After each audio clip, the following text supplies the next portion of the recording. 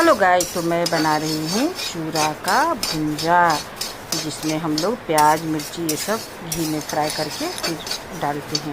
तो अभी सिर्फ घी में चूरा को मैं फ्राई कर रही हूँ। यह चूरा जो है सो भागलपुर का कतरनी चूरा जिसको बोलते हैं वो चूरा है, और मैं उसको फ्राई करके आज खा रही हूँ। तो इस तरह से घी में चूरा डाल करके इसको लगातार चलाना पड़ता है, नहीं तो जल जाएगा। और अच्छी तरह से लगातार चलाते हुए इसको भून लेंगे। और ये देखिए फूट रहा है। हाँ, तो इसको लगातार अच्छी तरह से चलाते हुए हम लोग भून लेंगे। और भूनने के बाद इसमें आमा, अदरक, प्याज, हरी मिर्ची, सूखी मिर्च, कच्चा भी मिक्स करके आप खा सकते हैं, वो भी बहुत टेस्टी लगता है। गर्मी में वो भी अच्छा लगता है। और घी में प्याज को फ्राई करके मिर्ची वगैरह, अदरक वगैरह जो भी आप डालना चाहते हैं, इसमें करी पत्ता हो तो वो भी डाल सकते हैं। और उसको फ्राई करके भी बनाते हैं, जो बहुत टेस्टी लगता है खाने में। मेरे घर में तो मेरे पतिदेव जी का फेवरेट नाश्ता है यह शाम का।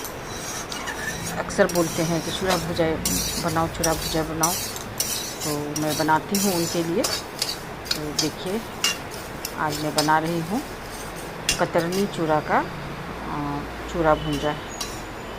तो आप लोग बनाते हैं कि नहीं उस चूरा का बताइएगा। और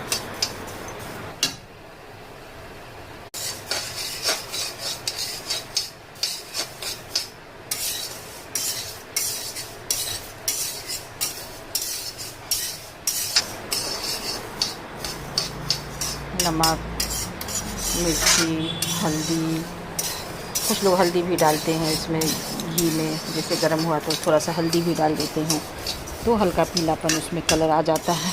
मुझे नहीं पसंद है इसमें, तो मैं नहीं डाली है।